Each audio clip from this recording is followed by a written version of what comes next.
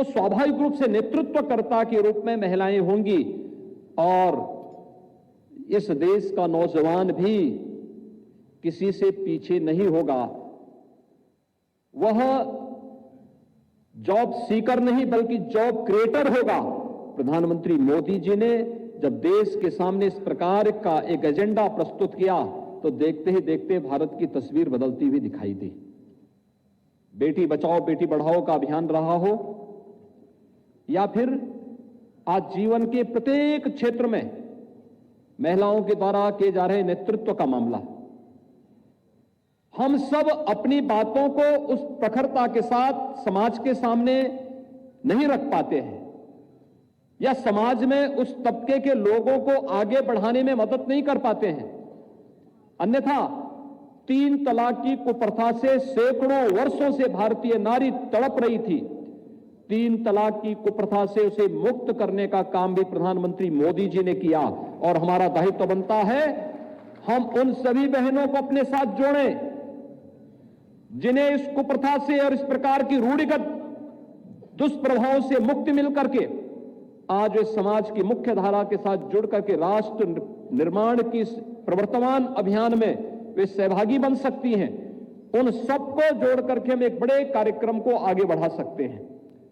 अगर प्रधानमंत्री मोदी जी के नेतृत्व में विगत 7 वर्षों में एक नए भारत के निर्माण की दिशा में देश ने तेजी से कदम बढ़ाए हैं तो विगत 4.5 वर्ष के दौरान उत्तर प्रदेश के अंदर भी इसी प्रकार के कुछ नए कार्यक्रम प्रारंभ हुए और उन्हीं कार्यक्रमों को लेकर के जिसमें हम लोगों ने महिला सुरक्षा, महिला सम्मान और महिला स्वावलंबन को भी प्रमुखता के साथ सामने रखा था और उन्हीं मुद्दों को लेकर के हम लोगों ने कुछ कार्यक्रम प्रदेश के अंदर प्रारंभ किए हैं। महिला मोर्चा का कार्यक्रम है। आपके द्वारा प्रचार प्रसार के माध्यम से उन सभी योजनाओं को सामने रखने का प्रयास होगा। जनता के सामने, समाज के सामने आपको जाने का अवसर प्राप्त होगा। स्वाभाविक रूप से उस समय के लिए आपके पास उन सभी मुद्दों की जानकारी होनी आवश्यक है जिसको लेकर के आधी आबादी को आप प्रतिनिधित्व दे सकें, बता सकेंगे, पार्टी के साथ जोड़ सकेंगे, उनके लिए सम्मान से एक नया रास्ता आगे बढ़ाने का तैयार कर सकेंगे। इस विश्वास के साथ महिला उत्तर प्रदेश महिला मोर्चा की इस प्रदेश कार्य समिति की ये बैठक के समापन का एक कार्यक्रम यहां पर संपन्न होना चाहिए। खासतौर पर अभी हाल ही में पंचायत के चुनाव संपन्न हुए हैं।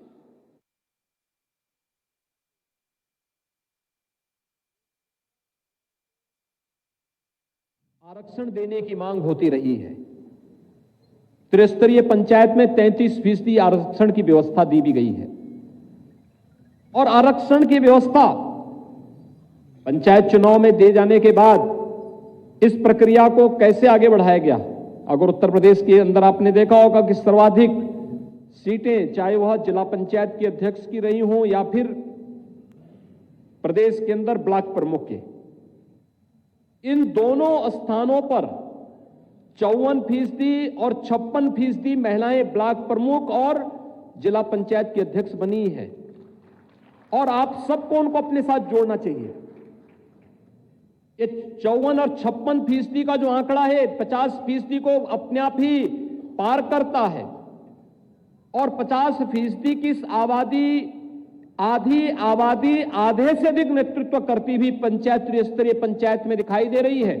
अगर वहां पर बेहतर परिणाम आते हैं तो आगे का ये मार्ग अपने आप ही खोलने का एक रास्ता तैयार होता है और इसलिए उनको पार्टी के साथ जोड़ना, पार्टी की गतिविधियों के साथ उन्हें सक्रिय रूप से सहभागी बनाना और फिर उनके माध्यम से समाज को एक यशस्वी नेतृत्व प्रदान करना। अगर एक कार्यक्रम आप सभी लोग महिला मोर्चा प्रदेश के अंदर वर्तमान में कर दे तो आपकी आधी से अधिक समस्या का समाधान स्वतः होता हुआ दिखाई देगा, क्योंकि जो जिला पंचायत अध्यक्ष हैं, जो ब्लॉक प्रमुख हैं, वे संसाधनों से भरपूर होंगी और उनको अगर आप पार्टी साथ जोड़ेंगे तो उस संसाधन का उपयोग पार्टी के साथ जोड़ करके आप पार्टी को और मजबूती प्रदान करने में अपना योगदान दे सकती हैं। सबसे पहला कार्य ये आपको वर्तमान में करना होगा।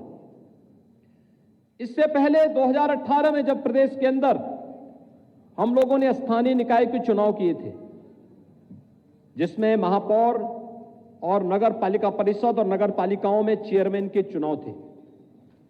इसमें भी महिलाओं ने बहुत अच्छा प्रतिनिधित्व किया था, अच्छी सीटें प्राप्त की थी।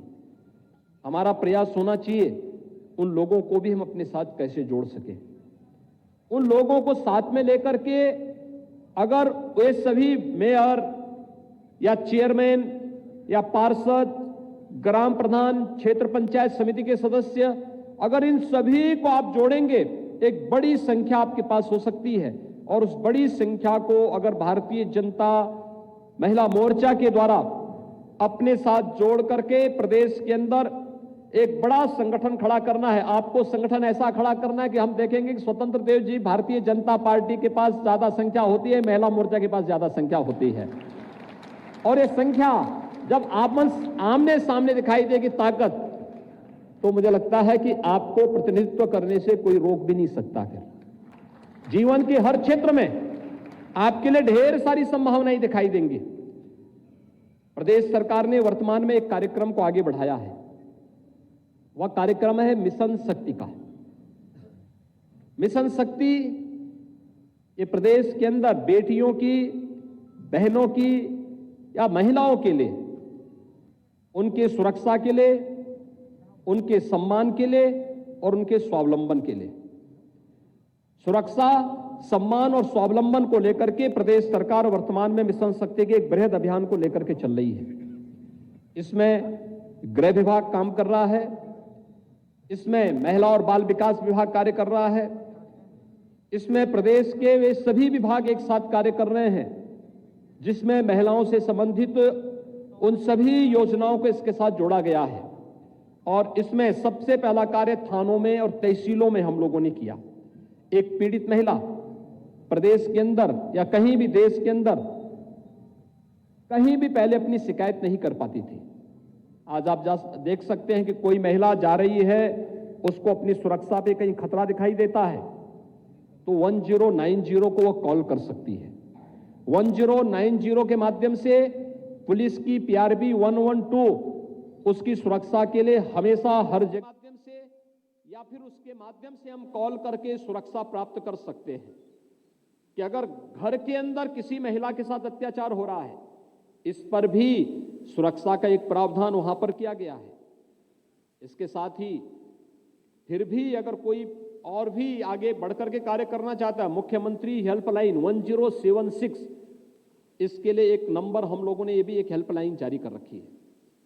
आईजीआरएस में भी अपनी कंप्लेंट कोई लिख के भेज सकता है, लेकिन इस सब के बावजूद भी अगर उन्हें इन सभी पर कॉल करने पे परहेज है और वह थाना जाना चाहती है, तो प्रदेश के अंदर हमारे पास 3537 थाने हैं।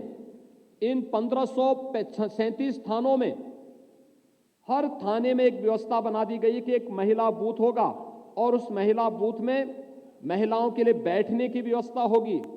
वहां पर एक महिला अधिकारी हर समय मौजूद रहेगी, वहां पर सीसीटीवी कैमरे लगे रहेंगे, वहां पर कागज और पेन रहेगा और महिला अपनी शिकायत को वहां पर आराम से लिख सकती है, महिला अधिकारी को दे सकती है। एक समय सीमा के अंदर महिलाओं की समस्या का समाधान उस महिला पुलिस अधिकारी को करना होगा। यही स्थिति सभी 350 तहसीलों में कर दिया गया। और यही नहीं, अब तो एक नए दूसरे चरण में, जब मिशन शक्ति के दूसरे चरण में हम लोग आए हैं, इसमें एक और व्यवस्था बना दी गई कि प्रदेश के अंदर महिला बीट अधिकारी, यानी जैसे पहले प्रदेश के अंदर महिलाओं की पुलिस में भर्ती नहीं थी, बहुत कम थी। हम लोगों को प्रदेश के अंदर महिलाओं की प्रदेश में पुलिस की भर्ती करनी थी, तो मैंने अनिवार्य रूप से कहा, मैंने कहा 20% उसमें बालिकाएं भर्ती होनी चाहिए। और 20% बालिकाओं की भर्ती का परिणाम क्या निकला? आज हमारे पास प्रदेश के अंदर 30,000 महिला पुलिसकर्मी हैं, 30,000 महिला पुलिसकर्मी। और इन महिला पुलिसकर्मियों को पहले 2-3 वर्ष तक पुलिस के अधिकारी कोई काम नहीं देते थे, कार्यालय में उनसे काम लिया जाता था। कंप्यूटर पे ही वे काम करती थी। उसमें से बहुत सारी महिला आरक्षी ऐसी थी जो फील्ड में जाकर के पुरुषों के समकक्ष कार्य करना चाहती थी। बाद में तय हुआ कि इन्हें महिला पुलिस बीट अधिकारी के रूप में तैनात करके गांव-गांव में महिलाओं की शिकायत सुनने और महिलाओं को शासन की योजनाओं की जानकारी देने के कार्यक्रम के साथ जोड़ा जाए। और आज वे सफलतापूर्वक 10,000 ऐसे केंद्रों में जाकर के नियमित रूप से प्रदेश के अंदर गांव में हो या शहर में महिलाओं की समस्याओं का समाधान वहीं पर करने का कार्य कर रही है। मिशन शक्ति के इस कार्यक्रम के साथ ही हम लोगों ने वे तमाम कार्यक्रम जोड़े हैं जो महिलाओं के स्वावलंबन से जुड़ी हुई भी है। हम सब जानते हैं कि एक बड़ी आबादी महिलाओं की ऐसी है जो अपनी घर गृहस्थी के कार्यक्रम का जिम्मा स्वयं अपने ऊपर लेती है और उस जिम्मेदारी को लेते हुए खासतौर से एमएसएमई सेक्टर में, सूक्ष्म लघु मध्यम उद्यम क्षेत्र में, जैसे प्रदेश ने एक जनपद एक उत्पाद की योजना चालू की, वन डिस्ट्रिक्ट वन प्रोडक्ट की योजना। वन डिस्ट्रिक्ट वन प्रोडक्ट की इस योजना में अगर आप देखेंगे लखनऊ में ही चिकन जरदोरी के कार्य में कौन लगा हुआ है? ये सभी महिलाएं काम करती हैं। उनके प्रोत्साहन के लिए कोई कार्य नहीं था। ऐसे ही आप भदोई में जाएंगे कालीन उद्योग में, बड़े उसमें भले ही पुरुष होंगे लेकिन जो छोटे छोटे निकारे हैं उनमें सभी महिलाएं काम करती हैं। यानी जितने भी ऐसे सूक्ष्म लघु मध्यम उद्यम क्षेत्र में कार्य करने वाले होंगे उनमें ज्यादातर में महिलाएं काम करती हैं। उनके प्रोत्साहन के लिए योजना हम लोगों ने प्रारंभ की। प्रदेश के अंदर ग्राम्य विकास विभाग से और नगर विकास विभाग से भी कहा गया कि ग्रामीण आजीविका मिशन और शहरी आजीविका मिशन के अंतर्गत हर गांव में महिला स्वयंसेवी समूहों का गठन हो। महिला स्वयंसेवी समूह के गठन के बाद उनके प्रशिक्षण किए जाएं, फिर उन्हें रिवॉल्विंग फंड उपलब्ध करवाया जाए और फिर उनको व्यवस्थित रूप से स्वावलंबन की ओर अग्रसर करने की कार्रवाई हो। और वर्तमान में ग्रामीण क्षेत्र में 52 लाख महिलाएं ऐसी हैं जो महिला स्वयंसेवी समूह के साथ जुड़ करके रिवॉल्विंग फंड उनको उपलब्ध कराया जा चुका है। और इसमें हम लोग प्रदेश में वर्तमान में बाल विकास और पुष्टाहार का जितना भी पोषाहार जाता है ये सभी महिला स्वयंसेवी समूह के माध्यम से ही वर्तमान में गांव-गांव में वितरण करने का काम किया जा रहा है। यानी ये उत्तर प्रदेश पहला राज्य है जिसने इतनी बड़ी संख्या में महिलाओं को रोजगार और स्वावलंबन के साथ जोड़ा है। ऐसे नगरीय क्षेत्रों में भी कार्य चल रहा है। अलग अलग कार्य उनको आवंटित हो रहे हैं। विश्वकर्मा श्रम सम्मान की योजना में भी उन्हें अलग अलग प्रकार की योजनाओं के साथ जोड़ने का कार्य हो रहा है। ये तमाम प्रकार की योजनाएं इसलिए जिससे स्वावलंबन की ओर अगर कोई एक महिला अग्रसर होती है तो परिवार ही नहीं पूरे समाज को और पूरे गांव को एक नया नेतृत्व प्रदान करती हुई दिखाई देती हैं। और उस स्थिति में हमें इस कार्यक्रम को आगे बढ़ाने की आवश्यकता है। अगर इस पे हम भी ध्यान दे देंगे, गांव-गांव में जितनी महिला स्वयंसेवी समूह हैं इनके साथ संवाद बनाना, उनकी सूची लेना, उनके साथ संवाद बनाना, उनको अपने साथ जोड़ देना। प्रदेश ने आंगनबाड़ी और आशा संगनी जो हैं यहाँ पर प्रदेश के अंदर, इनकी बहुत बड़ी संख्या है, लगभग 7 लाख संख्या है इनकी। इनको आप अपने साथ जोड़ सकती हैं। इनके मानदेय को हम लोगों ने 2019 में भी बढ़ाया था और वर्तमान में भी प्रदेश सरकार ने इनके मानदेय को बढ़ाने का निर्णय किया है। बहुत शीघ्र हम उसके कार्यक्रम को एक बड़े आयोजन के माध्यम से घोषित करने वाले हैं। इन्हें भी आप अपने साथ जोड़ सकते हैं। 7 लाख की आबादी है, रसोइया हैं, लगभग 4 लाख के आसपास इनकी संख्या है। इन्हें भी आप पार्टी के साथ जोड़ सकते हैं, अपने साथ जोड़ सकते हैं। गांव-गांव में इनकी संख्या है। एक बड़ा कार्य उसके माध्यम से आपको अपने संगठनात्मक कार्यक्रमों को आगे बढ़ाने का कार्य क्या आप कर सकती हैं। प्रदेश में वर्तमान में हम लोग लगभग 9 लाख से अधिक कन्या सुमंगला योजना के अंतर्गत बालिकाओं को मानदेय उपलब्ध करा रहे हैं। बालिका के जन्म लेते ही बालिका के नाम पर रजिस्ट्रेशन करवा करके उसके नाम पर एक धनराशि राज्य सरकार उपलब्ध करा देती है। बालिका 1 वर्ष की होगी और सभी प्रकार के टीकाकरण से आच्छादित हो गई। जैसे इसकी सूचना देंगे उसके खाते में फिर से पैसा आ जाएगा। बालिका पहली क्लास में जाएगी जैसे ही रजिस्ट्रेशन होगा, बालिका के अकाउंट में पैसा, बालिका 6ठी क्लास में जाएगी, उसके अकाउंट में पैसा, बालिका 9वीं क्लास में जाएगी, उसके अकाउंट में पैसा, और बालिका जब 12वीं क्लास पास करने के बाद 12वीं क्लास पास करेगी, कोई डिप्लोमा कोर्स, कोई सर्टिफिकेट कोर्स, कोई डिग्री कोर्स करने के लिए जाएगी, तो 5,000 की राशि उसके अकाउंट में सीधे आ जाएगी, जिससे उसको फीस आदि की समस्या न हो। यद्यपि बालिकाओं की शिक्षा प्रदेश में स्नातक तक फ्री में हम लोगों ने कर रखी है, और ये 15,000 की राशि एक बालिका को जन्म से लेकर के स्नातक तक की शिक्षा के लिए प्रदेश सरकार मुख्यमंत्री कन्या सुमंगला योजना के माध्यम से उपलब्ध करा रही है। साथ साथ बालिकाओं की शादी हो सके, सामूहिक विवाह योजना के माध्यम से 51,000 रुपये राज्य सरकार अपने स्तर पर भी बालिकाओं की शादी ब्याह के लिए उपलब्ध करवा रही है। अब तक 2.25 लाख बालिकाओं की शादी इस योजना के अंतर्गत संपन्न हुई है। हम इन सभी योजनाओं के माध्यम से अगर उनको जोड़ सकेंगे, कितना बड़ा कार्य हो सकता है। कितनी गरीब कन्याओं को, जो दहेज के कारण जिनकी शादी नहीं हो पाती थी, और बहुत बार कन्याएं आत्महत्या करने के लिए मजबूर होती थी, आप लोग बहुत बड़ा संबल बन सकते हैं इन योजनाओं के माध्यम से उन लोगों तक पहुंचा करके। निराश्रित महिला पेंशन पहले सीमित संख्या में मिलती थी, प्रदेश सरकार ने हर उस निराश्रित महिला को पेंशन की योजना के साथ जोड़ा है। एक बड़ी संख्या है ये, लगभग 56 लाख से ज्यादा महिलाओं को वर्तमान में हम निराश्रित महिला पेंशन के अंतर्गत इस योजना का लाभ दे रहे हैं। अगर उन सभी बहनों को भी आप अपने साथ जोड़ सके, कितना बड़ा कार्य उसके माध्यम से हो सकता है। और इस योजना के माध्यम से हम उन्हें जोड़ करके एक बड़ा कार्य इस कार्यक्रम के साथ जोड़ सकते हैं। प्रदेश के अंदर प्रधानमंत्री आवास योजना, 40 लाख आवास प्रधानमंत्री आवास योजना में ग्रामीण और शहरी क्षेत्र में, ग्रामीण क्षेत्र में 27 लाख और शहरी क्षेत्र में 14 लाख से अधिक, यानी 42 लाख से अधिक हम लोगों ने आवास अब तक ग्रामीण और शहरी क्षेत्र में उपलब्ध करवाए हैं। और इसमें ज्यादातर के मालिकाना हक महिलाओं को ही उपलब्ध कराया गया है। ये 42 लाख प्रधानमंत्री आवास योजना, 90,000 मुख्यमंत्री आवास योजना का लाभ, ये हर गरीब महिला को उपलब्ध करवाने का कार्य, इसका मालिकाना हक भी किसी महिला को ही दिया गया है। अगर उन सभी को अगर हम अपने साथ जोड़ सकेंगे, कितनी बड़ी तादाद आपके पास हो जाएगी।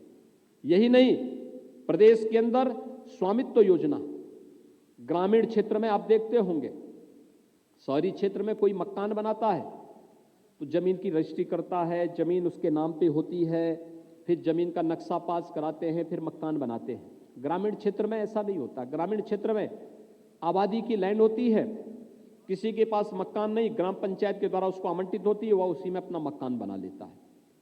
लेकिन मकान क्षतिग्रस्त हो जाता है और कोई दबंग उस जमीन पे कब्जा कर लेता है, तो फिर उसको मालिकाना हक नहीं मिल पाता था। प्रधानमंत्री मोदी जी ने स्वामित्व योजना के माध्यम से हर महिला को जिस जमीन पर उसका मकान है उसका लाभ दे दिया गया है।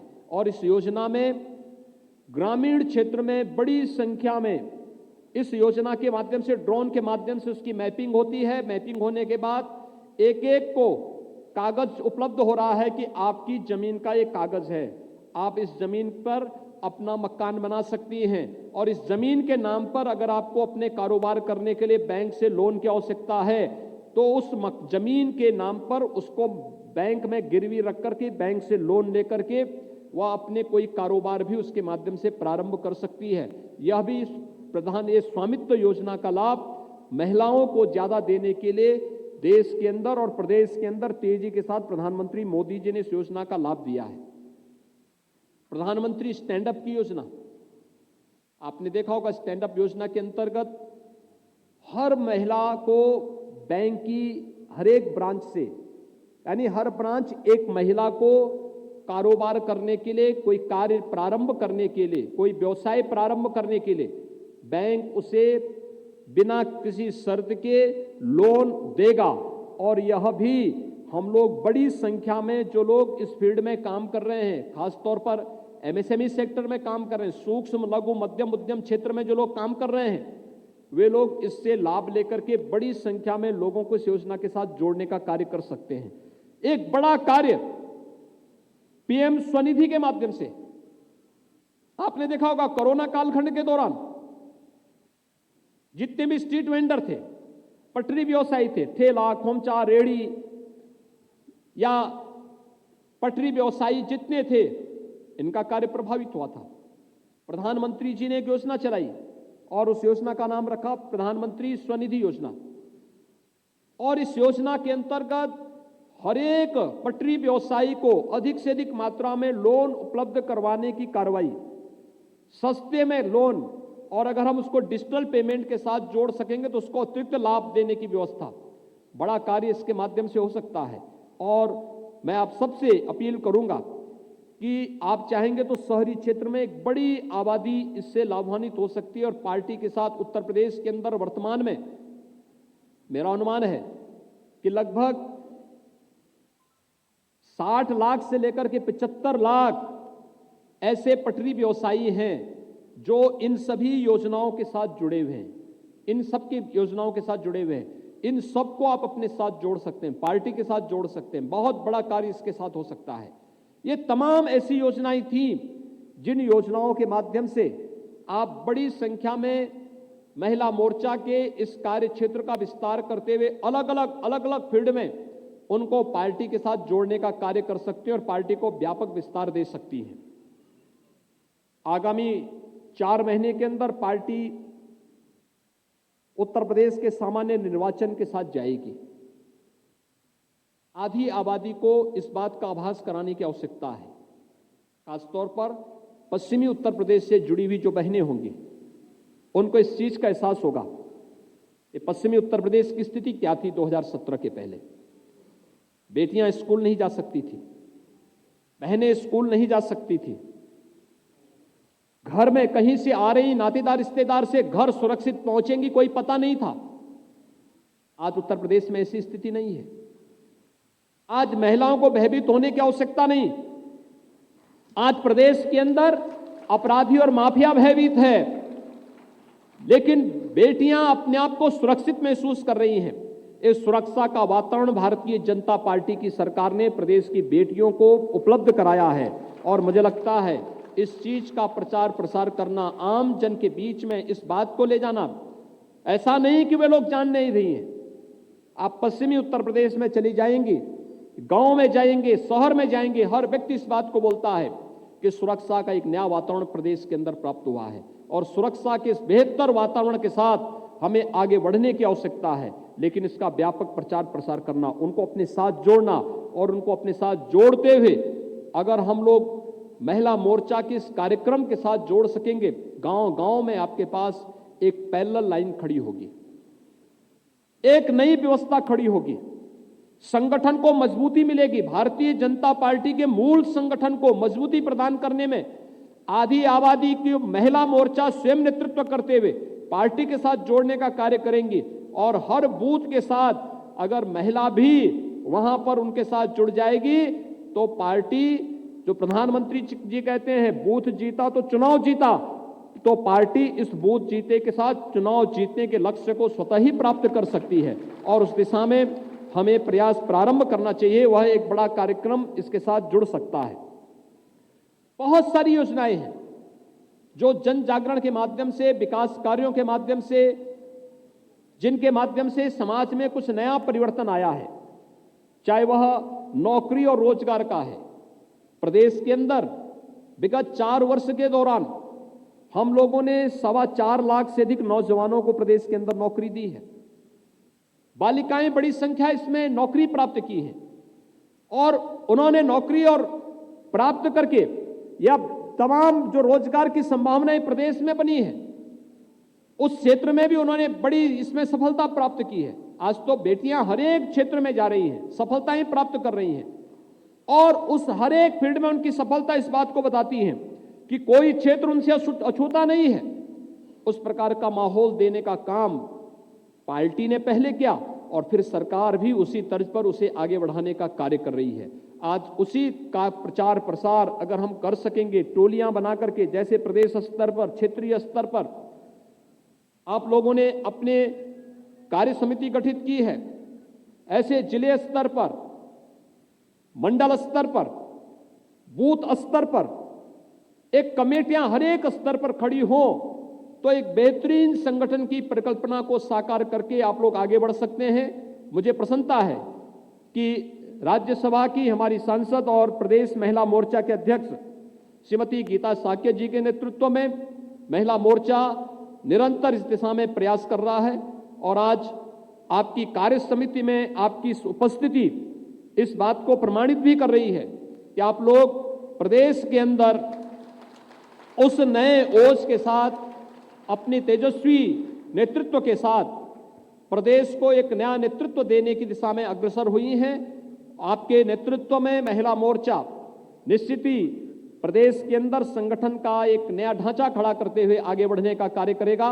मैं आपके इस पूरे सम्मेलन के प्रति, इस पूरे प्रदेश कार्य समिति के आज के इस सम्मेलन के अवसर पर आप सबके आगामी कार्यक्रम के प्रति अपनी शुभकामनाएं देता हूं और विश्वास व्यक्त करता हूं आप सभी अपने अपने फील्ड में जाकर के बहुत अच्छा कार्य करेंगे। इस विश्वास के साथ आप सबके प्रति मेरी शुभकामनाएं। धन्यवाद। जय